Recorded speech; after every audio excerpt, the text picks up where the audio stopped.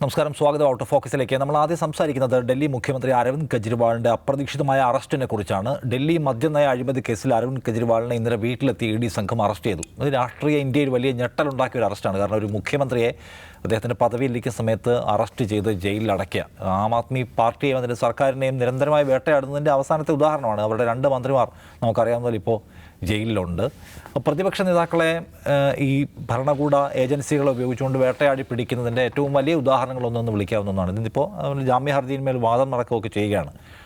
ഇത് 400 സീറ്റിന് മുകളിലേക്ക് ഞങ്ങൾ വിജയിക്കാൻ പോകുന്നു എന്ന് അവകാശപ്പെടുന്ന നരേന്ദ്രമോദി ഒറ്റയ്ക്ക് ജയിച്ചാണോ 400 സീറ്റ് ഉണ്ടാക്കാൻ പോകുന്നത് എന്ന ചോദ്യം പല കോണുകളിൽ നിന്ന് ഉയർന്നു വരുന്നു. കാരണം പ്രതിപക്ഷത്തിൻ്റെ എല്ലാ ശബ്ദങ്ങളെയും ഭരണകൂട അധികാരം ഉപയോഗിച്ചുകൊണ്ട് അടിച്ചമർത്തി കൊണ്ട് ഒരു ജനാധിപത്യം എന്ന പേരിട്ട് വിളിക്കുന്ന ഒരു സംവിധാനത്തിനകത്ത് ഒറ്റയ്ക്ക് മത്സരിക്കാനും ഒറ്റയ്ക്ക് നിലകൊള്ളാനും ആഗ്രഹിക്കുന്നുണ്ടോ എന്നുള്ള ക്വസ്റ്റ്യൻ. എനിവേ, എന്തായാലും ഇന്ത്യ ഒരു തെരഞ്ഞെടുപ്പിനെ അഭിമുഖീകരിക്കുന്ന ഘട്ടത്തിൽ ഈ അറസ്റ്റിന് വലിയ രാഷ്ട്രീയ പ്രാധാന്യമുണ്ട്. നമ്മളത് സംസാരിക്കുകയാണ്. ദൗസബ്, ഈ അറസ്റ്റിനെ എങ്ങനെയാണ് കാണുന്നത്? പ്രതിപക്ഷത്തെ സംബന്ധിച്ച് നരേന്ദ്രമോദി സർക്കാരിനെ കൈകാര്യം ചെയ്യേണ്ട രീതി എങ്ങനെയാണ് എന്ന കാര്യത്തിൽ അവർക്ക് കുറച്ചുകൂടി ക്ലാരിറ്റി കൊണ്ടുവരുന്ന ഒരു അറസ്റ്റായിരിക്കും ഇത്. കാരണം മോദി സർക്കാരിനെ നേരിടേണ്ടത്, അതിനെതിരായിട്ടുള്ള ഒരു പ്രതിരോധം ബിൽഡ് ചെയ്യേണ്ടത് ഒരു സാധാരണ സംഗതിയല്ല. കാരണം ഈ സർക്കാർ മുൻപെങ്ങുമില്ലാത്ത ഒരു സർക്കാരാണെന്ന് ബോധ്യം കൊണ്ടുവരുന്നതിൽ, പ്രതിപക്ഷത്തിൻ്റെ പോരാട്ടത്തെ കുറച്ചുകൂടി തെളിച്ചമുള്ളതാക്കുന്നതിൽ ഈ അറസ്റ്റൊക്കെ എന്തുമാത്രം ഗുണം ചെയ്യുന്നതാണ് തോന്നുന്നത്. ഞാൻ അങ്ങനെ ചോദിക്കാൻ നിശ്ചയമായും ഈ അറസ്റ്റ് ശരിക്കും പറഞ്ഞാൽ BJPയെ സംബന്ധിച്ചിടത്തോളം ഒരു സ്ട്രാറ്റജിക് ബ്ലണ്ടർ ആണെന്ന് നിശ്ചയമായിട്ടും പറയേണ്ടി വരും. കാരണം ഒന്നാമത് എന്താണ് ഈ അഴിമതി? ഈ മദ്യനയ അഴിമതി നിഷാദിന് വല്ലതും മനസ്സിലാവുന്നുണ്ടോ? ജനങ്ങൾക്കത് മനസ്സിലായിട്ടില്ല. എന്തിനാണ് കെജ്രിവാളിനെ അറസ്റ്റ് ചെയ്തിരിക്കുന്നതെന്ന് ജനങ്ങൾക്ക് മനസ്സിലായിട്ടില്ല. അപ്പോൾ അതിൽ പ്രധാനപ്പെട്ട ഒരു കാര്യം, ഒന്നാമത് അഴിമതി എന്നുള്ളത് നമ്മുടെ വോട്ടിംഗ് ഇതിനെ ഭയങ്കരമായിട്ട് സ്വാധീനിക്കുന്ന ഒരു ഘടകമല്ല. ഒരു ഭരണാധികാരി നന്നായിട്ട് അഴിമതി നടത്തുന്ന ഒരു ഭരണാധികാരി, അയാൾ നന്നായി ഡെലിവർ ചെയ്യുന്ന ഒരാളാണെന്ന് വിചാരിക്കുക. ജനങ്ങൾ അവിടെ അയാളുടെ ഗവേണൻസിനാണ് അയാൾ വോട്ട് ചെയ്യുക. അപ്പോൾ ആ നിലയ്ക്ക് അരവിന്ദ് കെജ്രിവാളിനെ കുറിച്ച് ഡൽഹിക്കാർക്കുള്ള ഇമേജ് എന്താണ്, അല്ലെങ്കിൽ ഇന്ത്യക്കാർക്കുള്ള ഇമേജ് എന്താണ്? അദ്ദേഹം ഒരു മാൻ ഓഫ് ബെസ്റ്റ് ഗവേണൻസ് എന്നുള്ള നിലയ്ക്ക് പേരെടുത്തിട്ടുള്ള ആളാണ്. ഡൽഹിയിൽ അതിനനുസരിച്ചുള്ള അതിൻ്റെ പോപ്പുലാരിറ്റിയും സ്വീകാര്യതയും അദ്ദേഹത്തിനുണ്ട്.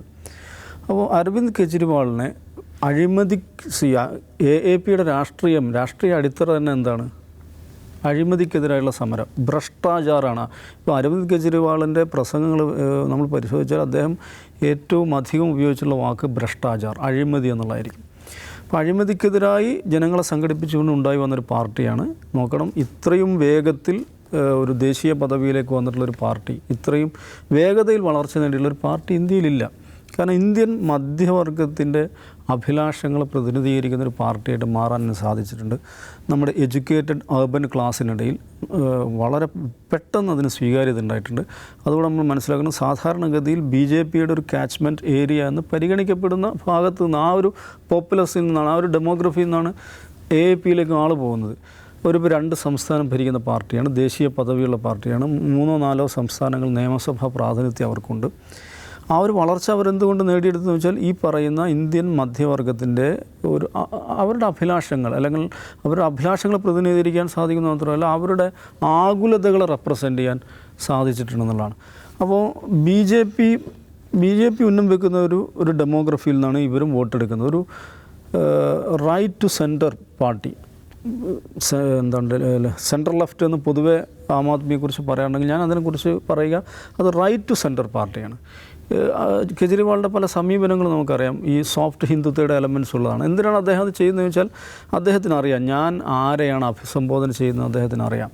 അപ്പോൾ ആ നിലക്ക് സ്വീകാര്യതയുള്ള ഒരു നേതാവാണ് കെജ്രിവാൾ.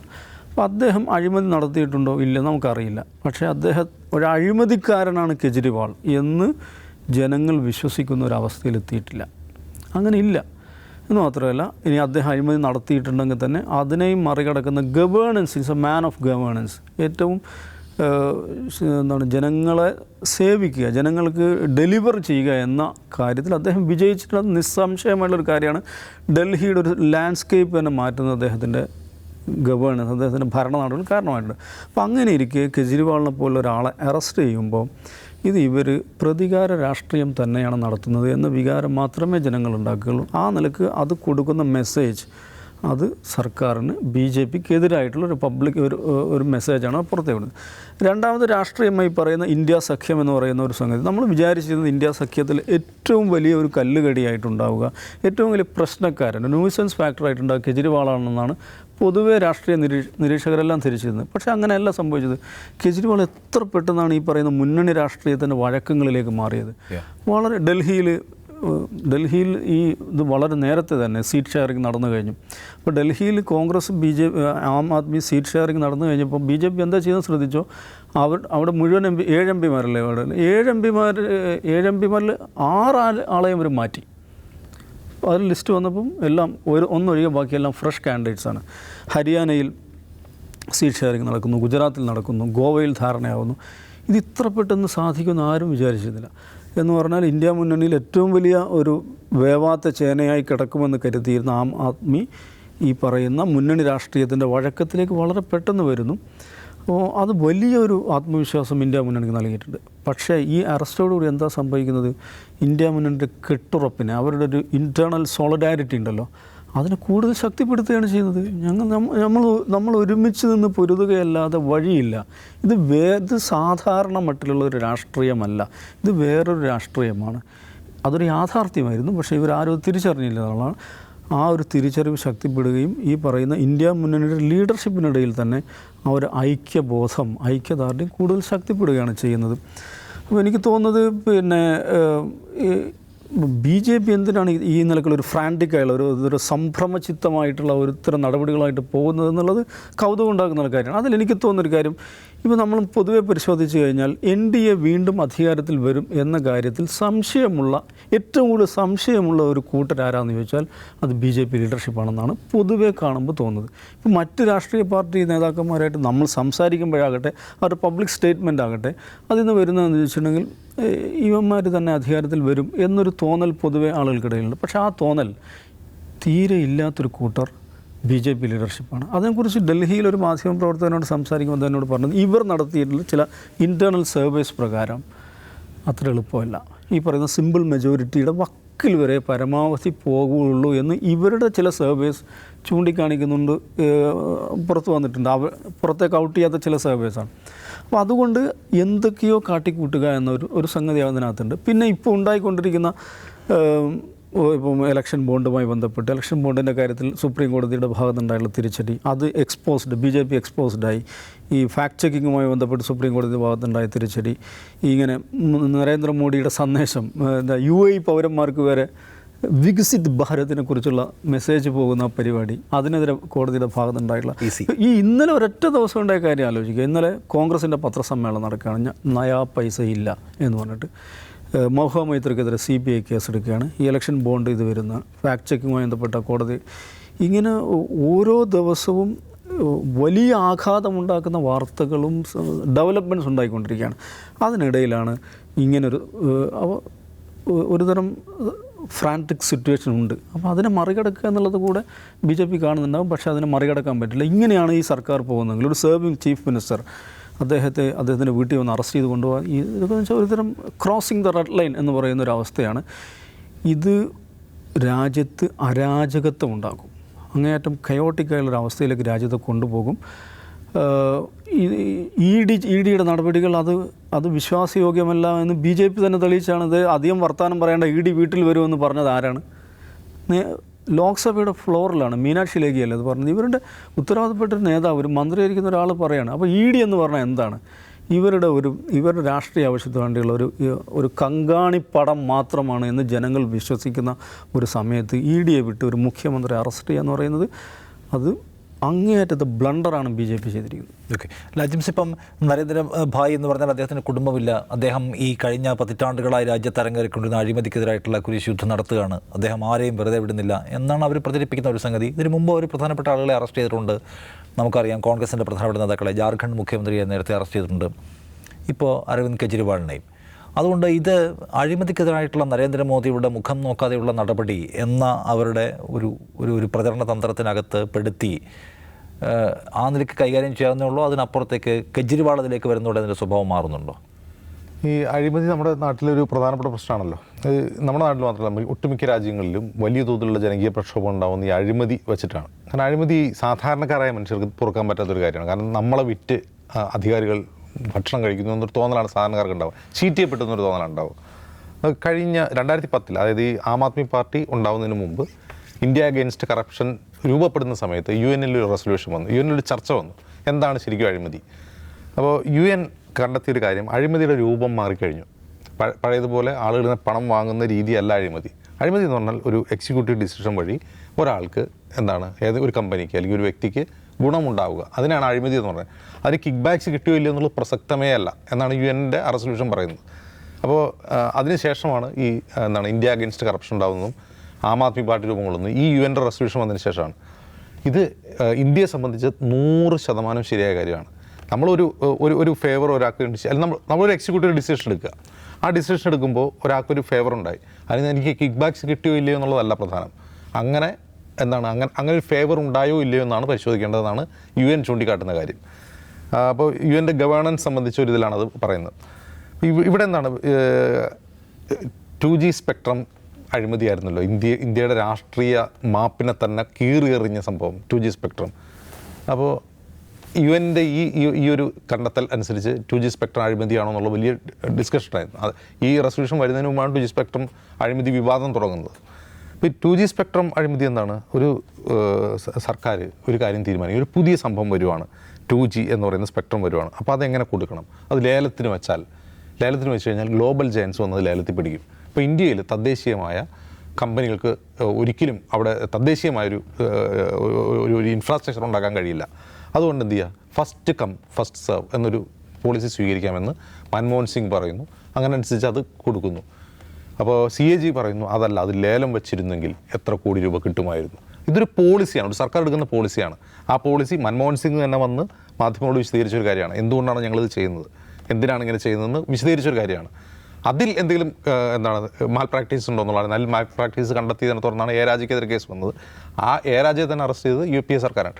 ആ ഒരൊറ്റ 12 ലക്ഷം കോടി രൂപ എന്ന് പറയുന്ന ഒരു വലിയ പ്രചാരണത്തിൽ ഇന്ത്യ അഗെയിൻസ്റ്റ് കറപ്ഷൻ രൂപം കൊള്ളുന്നു. ഇന്ത്യ അഗെയിൻസ്റ്റ് കറപ്ഷന് പിന്നെ ആരാണെന്ന് നമുക്ക് ഇപ്പോൾ അറിയാം. അതിനുശേഷം അത് ആം ആദ്മി പാർട്ടിയെ രൂപം മാറുന്നു. അപ്പോൾ ഇതാണ് അഴിമതി. ഇപ്പോൾ അതിൽ കിക്ക് ബാക്സ് കിട്ടി. ഇപ്പോൾ 2G സ്കാമിൽ കിക്ക് ബാക്സ് കിട്ടി, കിക്ക് ബാക്സ് ഒന്നും ആർക്കും തെളിയിക്കാൻ പറ്റിയിട്ടില്ല. 10 വർഷം മോദി ഭരിച്ചിട്ടും 2G സ്കാമിൽ ആർക്കെങ്കിലും കിക്ക് ബാക്ക് കിട്ടിയൊന്നും തെളിയിക്കാൻ പറ്റിയിട്ടില്ല.